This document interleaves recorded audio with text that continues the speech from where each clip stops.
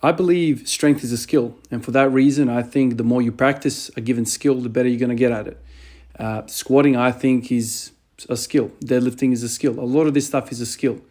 This is why today I decided to do two squatting sessions in one day. The whole time when I was kind of thinking about doing this, I was thinking about the Bulgarian system, the Bulgarians, under even Abijev and the whole methodology. I watched a couple of videos again. I reckon I've seen some of these videos online like 20 times over the years. And each time, I see these videos, my mind runs off on a tangent again. It's kind of like what I said before. I can read the same book 5 times and get something out of each time I read it. It's just one of those things. So while I was watching these videos, I kept thinking to myself, okay, obviously recovery is an issue. Recovery is always an issue when you are overreaching. For me, I don't know, I might be different. For me, going up to a 90% of your 1 rep max single each day, there's just no disruption to anything. None of my systems are getting disrupted. I've been doing this for such a long time now, 700 and freaking odd days in a row. And for the large portion of that, I've worked up to a heavy single, somewhere in the vicinity of 85 to 90%, sometimes even 95%. So to me, it's not a big deal. It's honestly not a big deal. Like, I don't see people talking about taking a recovery day from walking up the stairs. Why is that the case? Well, that's because walking up the stairs is not a big disruptor to your organism, to your fitness level, to your everything, right? It's just not a thing. It's like we don't take days off from breathing or from walking.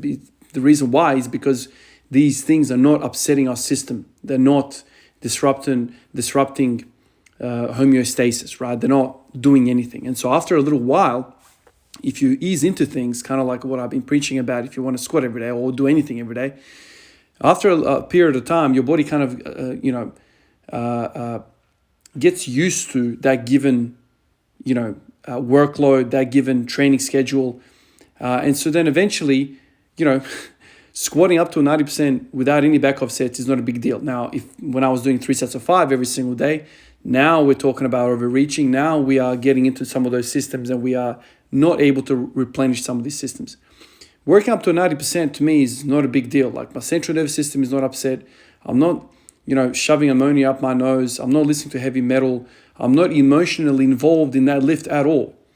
There's no metabolic disruption at all doing 90%. It's just the way it is. This is why I can do it day in, day out.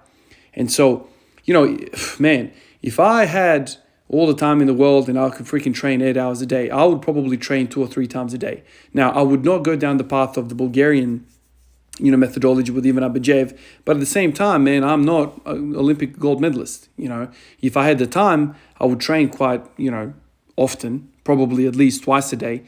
And I would treat it kind of like a skill. I wouldn't go kind of like what Ivan Abijev used to do, go until they fail or go until, try 105% of your 1 rep max. I've heard stories that, these boys used to go until they failed. And, you can imagine, what that lift looks like before you fail. You are stuck in that position, you are grinding, and then you finally work out that you can't get this weight up, and then you drop it. So that grind, that speed change from, really smooth to really kind of sticky speed through that universal range of motion. I'm thinking about the squat. That's the stuff that really kind of burns you out. That's the stuff that really kind of grinds your gears. But if I had the time, man, I would be doing this all the time. So today I had that time, woke up, a 9 o'clock session, went in, and all I really did was worked up to 190. So what did that look like? I did the bar for 3 sets of 10. I did 60 for 5 sets of 5, 100 for 3 singles, 140 or 150. I think I did 150 for 3 singles, 170 for 3 singles, and then hit 190, and that was it. Literally the whole thing took 25 minutes.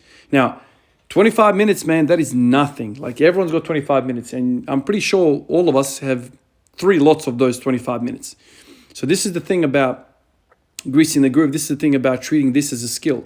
I'm not training here, your conventional, go for a pump or go for some measurable, feedback mechanism. I didn't feel anything. I walked away from that thing. I felt like I didn't do anything. I feel well. In fact, I could have continued training. So that's the kind of mentality that, Pavel Tsatsouline talks about, greasing the groove. So these two people, these two men have mostly influenced me. For some reason, I always gravitate to that type of thinking. You got Ivan Abajev, who's talking about multiple training sessions per day, treating the thing as a skill, really going hard on specificity and frequency. And then I've taken Pavel Tsatsoulin's idea of working up to 60% or 70%, talking about greasing the groove, doing 4, 5, 6, 7, 10 sets per day of a given exercise. So I've taken those two things, and I've taken the, high specificity, high frequency from Ivan Abajev in the form of the squat, and I've taken that and I've kind of mellowed it out with Pavel Tsatsoulin's idea of greasing the groove. And that's where I've kind of find myself in my ideology, in my training styles. That's what I love doing. And it just makes sense to me. And this is why I do the things I do. So originally, when I went in this morning, I was hoping to do 3 sessions. It doesn't look like I'll be able to do that tonight. I'm kind of running out of time because, you also have to get your meals in. So you can't be squatting. Basically, you need to plan your whole day if you're going to do 3 sessions. You need to be very, very well planned. You need to have all things kind of considered. The whole idea is, plenty of food, plenty of water, plenty of sleep. And then if this fits, it fits. If you start kind of missing meals and missing sleep because of these extra sessions, then you're not really doing yourself justice. So that's what I did today. I don't know how this is going to go in the next few days. I'm still kind of hoping I can do a couple of sessions a day. I just keep thinking to myself, man, like, you get up and you go sit down on the couch for 20 or 30 minutes, and then you have breakfast or whatever, the routine is. You can jump out and go into your garage and put the bar on your back and spend 20 minutes with it. It can't be a detriment to you. It just freaking can't be. Even if you work up to 70%, there is benefit there. There is range of motion. You're taking your body through that skill. It's kind of like Steph Curry, man. A lot of those shots that he takes in practice are not going to be game situation. He's just practicing his stroke. Why can't that be a thing for the squat and the deadlift and the bench press and the rest of it? It's just we always think when it comes to the barbell, movements, if it doesn't hurt, it doesn't count. If it doesn't, burn, it doesn't count. It's just that I don't understand why we think that.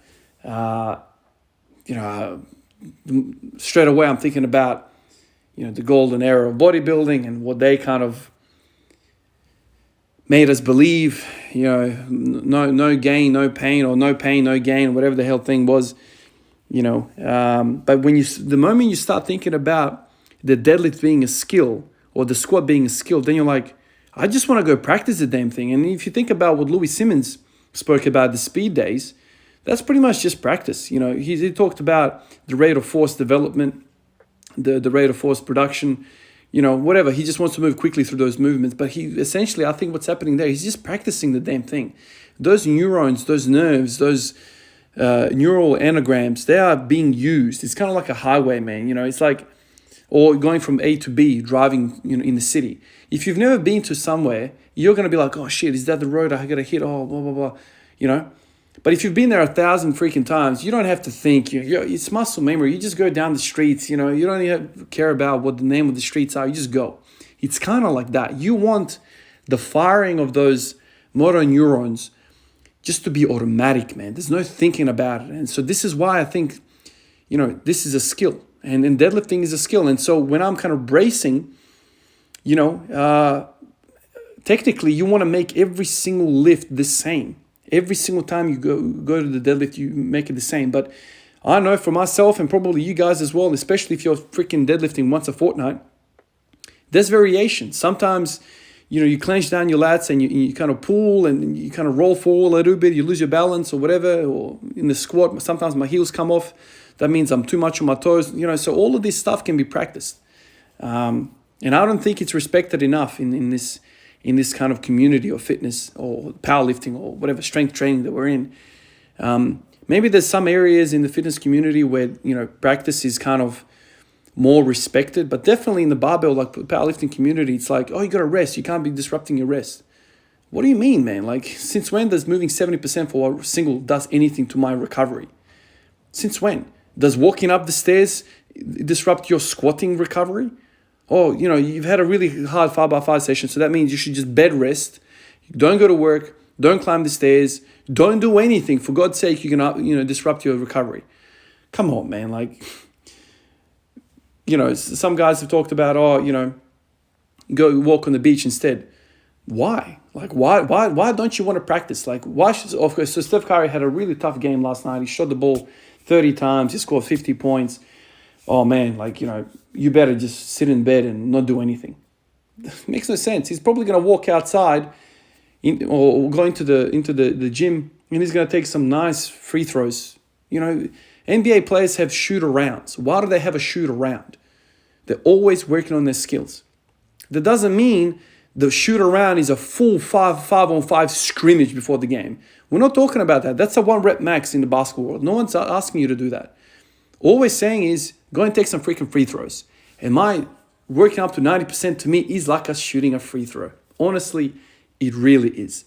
I'm not excited emotionally. I'm not amped up. I'm not using belts, sleeves, wrist wraps, body suits, concrete in my freaking jocks. I'm not doing any of that. I just literally walk up and just go for it. 700 odd days in a row, I have not stepped my spine. I have not stepped my hips or my knees. So I think we can put that to rest. Human movement every day is okay. It is all right. We're not going to die. Farmers have done this for thousands of freaking years. You can do shit every day. So that we can put that thing to bed. And now we can talk about doing things as a skill. Practice your damn skill. I don't really care what it is. If it's with a barbell, you can get better at doing overhead press. And it might not seem like, it's not a very highly skill-dependent movement, but we're not even talking about bar path here. I'm talking about the intricacies of which neuron fires when. It's like the firing and the coordination of muscle. So sometimes you see a guy or a girl who is very, very kind of light and they're doing incredible things. They have like a really strong deadlift or really, jump really, really high. They've practiced this. They're nerds. It's not even about the muscle mass anymore. We need to get out of that whole bro science kind of way. Or the bigger the better, blah, blah, blah. Sometimes we need to talk about the nerves, the tendons, the ligaments. All of these things want frequency. One of you guys has messaged me recently and you've said, you've gone from 1 day squatting to 2 days squatting, and now you're finding your knees hurt. And what I said to this fella was, man, all you got to do, man, is drop that volume for those 2 sessions, drop them all the way down and increase the frequency. So when people go and go from 1 to 2 days a week, they just go, okay, I want to do 2 of these a week. I'm going to do exactly the same thing. No, take whatever you're doing right now, the volume. Say you're doing 5x5. Let's keep it simple. Let's say you're doing 7x7 on a Monday for squats. That's what you're doing at 75%. Let's say that. What I want you to do is, I know this is a really extreme jump, but I want you to go Monday, Tuesday, Wednesday, Thursday, Friday, Saturday, Sunday, and take 1 set. So take 1 set for 7. And after the 7 days, you've got 7x7, right? All I've done is just split it up into 7. You don't go, okay, I want to increase my frequency, so I'm going to do 7x7 on Monday and 7x7 on Thursday. No, man, you've just doubled your freaking weekly volume. It doesn't work like that. You're going to get burned. That's just too much. You can't do that. So frequency is something that our bodies love, right? It's volume is the thing we need to be afraid of, but frequency is very good for our joints. And so I guarantee that this fella would have no pain in his joints if he just upped his frequency. Why is that the case? I feel like a broken record. I've said this 1,000 times, and there's a lot of people new on the channel, and I keep kind of repeating myself, and that's okay for me. It's just some of you guys who've watched for a long time, like, Ivan, you've talked about this, man. Why are you talking about this again? Ligaments don't get direct vascularization. Is that even a word? Ligaments don't get direct blood supply. So the only way that they get nutrition in and waste out is through movement. The synovial fluid that's kind of within our joints washes and bathes these structures within our joint, and it's through there that they get kind of, the synovial fluid gets kind of adjacent through diffusion, adjacent nutrition into the synovial fluid. These ligaments kind of bathe in this kind of fluid, and then that's how they get it. But if you go bed rest or you go into outer space and there's not a lot of movement, you're kind of just like floating around, not a lot of real proper full range of motion movement, what do we see? That we see atrophy, both muscular and through the ligaments. Like everything starts to get weaker because there's not enough circulation, there's not enough demand on those joints. So all I say is drop your volume, because that's a scary thing. You got to be very careful with volume, but up your frequency. Start doing this all the time.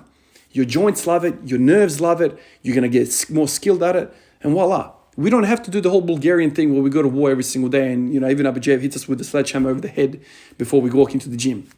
Don't do that. But start cherry picking some ideas from all sorts of places, and you can work out, okay, strength is a skill. Let's practice our skill every single day. And that's why I did 2 sessions a day. I'll catch you guys in the next one. Peace out.